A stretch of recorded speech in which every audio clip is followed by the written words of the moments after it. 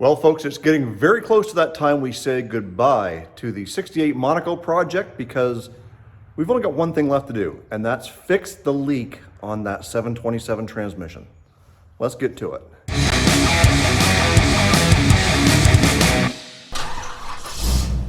So as you guys know, this is my brother-in-law Tom's 1968 Monaco 500 with the 440 Magnum in it.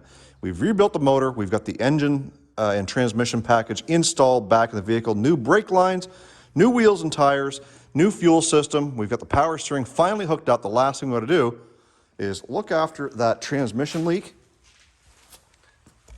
that's been leaving puddles on my brand new garage floor. So let's get this thing backed out of my garage and over to the shop so we can get it up on the hoist, and we'll show you what we're going to do to fix the leak and exactly where it is leaking.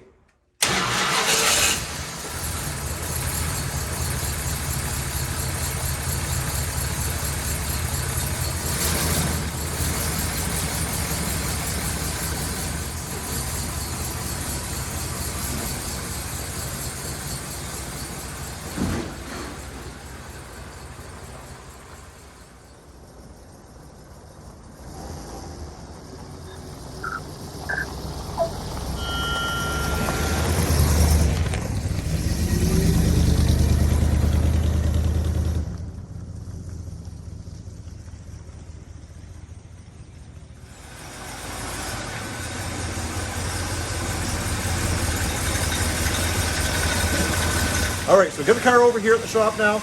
And for those of you who are wondering from the last Monaco video how we made out with the power steering, well, let's take a look. So we got the power steering line installed on the pressure side. We've also got the low side.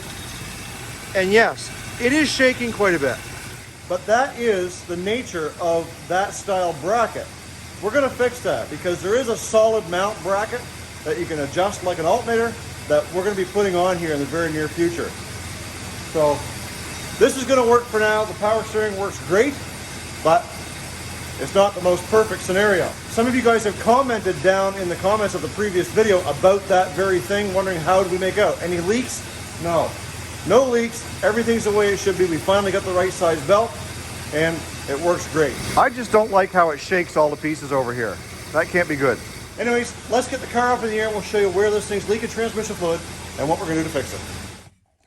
This is your shifter linkage, and there's a rod that goes down in through the case, and it's leaking, and you can't really see it on camera, but the seal that keeps all the dirt and crap from going in and all the fluid from coming out is worn.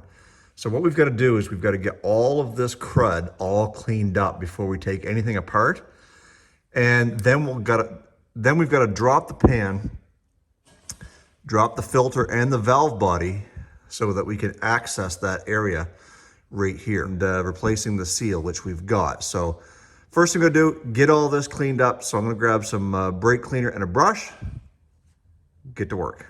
So I put Tom to work. He's up here getting all the dirt and crud cleaned off there with a brush and some brake cleaner. As soon as we get that cleaned up, we'll start tearing things apart. So we've got all the linkage off that shaft, and Tom's just giving it one more final cleaning before we haul the pan off so we don't get any dirt down inside the transmission. So now for the real fun, messy part is getting this pan down. And those of you who have done transmission pans before know that if you're not careful, you can get a mouthful of transmission fluid or a face full real quick. So we're going to start loosening up all the bolts. We're going to leave two in, one in each corner, and then that way when we go to drop it, we drop it very carefully into the drain pan on one side before we take the whole thing off. So I'm going to set the camera up and we'll do that.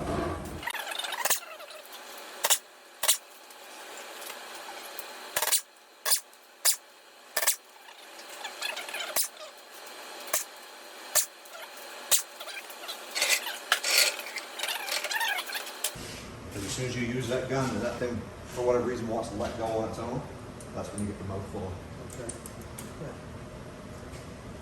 Okay. Oh yeah, let me do it. Yeah, I see how it is. I didn't want to, I know you do stuff on your channel. Oh yeah. Just thinking of you, man, just thinking of you.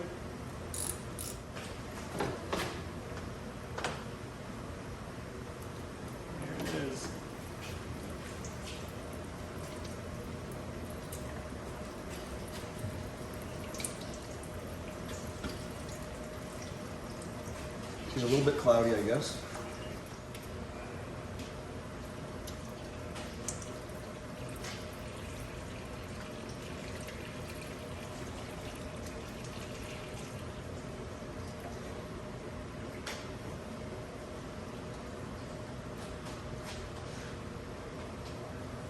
All right, so we're going to clean my hands up and then we'll take a look inside that transmission pan and see what it looks like. So there's the inside of the pan, and over here we do have a little bit of sludge. And again, you got to remember, this car was sitting around for 36 years before we ever turned the key on it.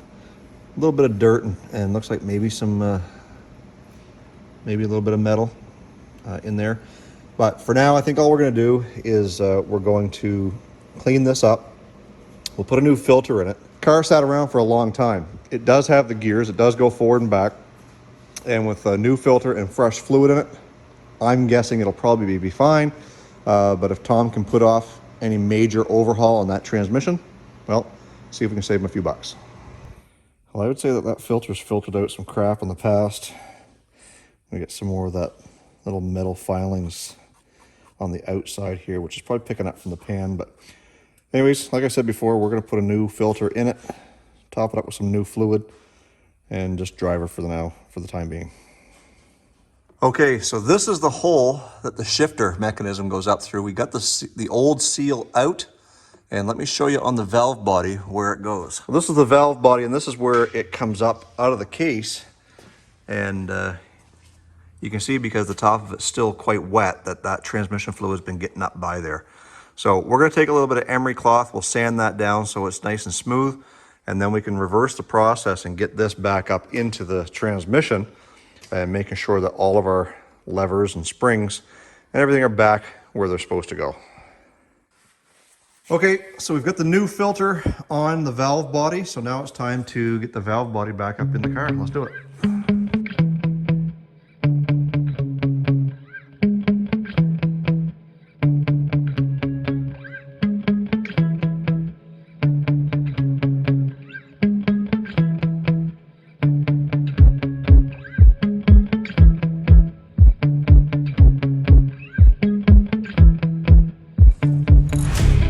So we got the valve body back up in there. You saw us struggle with that a little bit. We started to do it the first time. We forgot that we didn't actually even put the seal in. So we've got the seal in there now, and Tom's going to go around and hand tighten all those bolts. I'm sure there is a torque spec for them. I don't know what it is, but experience tells me you do it just until it's tight. Okay, so we've got the pan all dried down, so we know that we're dry to start with. We're going to go back and connect our linkages for our throttle valve and our actual shift cable or shift linkage. So we'll do that, and then we can start going upstairs and dumping some fluid in it. I've got to take a look and see if I've got any cooler line here. If we do, we'll run some cooler lines to this thing today as well. But anyways, we'll get all this stuff here put back together, and we'll be right back. Shifter linkage and kickdown engaged. So let's get some fluid in her. All right, so we got the transmission up to temperature. We topped off the fluid. Everything's good. We checked it in neutral, just in case all you guys go off on me in the comment section. Yes, check it in neutral when it's up to temperature. It's fine. We were able to cross that one off the list, and now it won't be leaking any transmission fluid in my driveway or in my garage anymore. Problem is Tom went to go back it up as he was testing the gears and said, doesn't feel like there's any brakes. So we look down here. I'll see if I can zoom in on it. So the very top of that fitting on the proportioning valve is leaking. The only two lines on this car we didn't replace was these ones going down to that proportioning valve. So it looks like that's the next project. So even though we crossed one thing off the list, well, we had to add another one. So we'll get to those brake lines very, very soon and get that switched out. So now's the time of the video that we're going to end things off. Well, one thing we can be thankful for, it's not going to be leaving any puddles of transmission fluid on my floor anymore. So make sure you stay tuned to Olde Carr Guy for more great YouTube content, and also make sure you're tuned in to the Get Out and Drive podcast.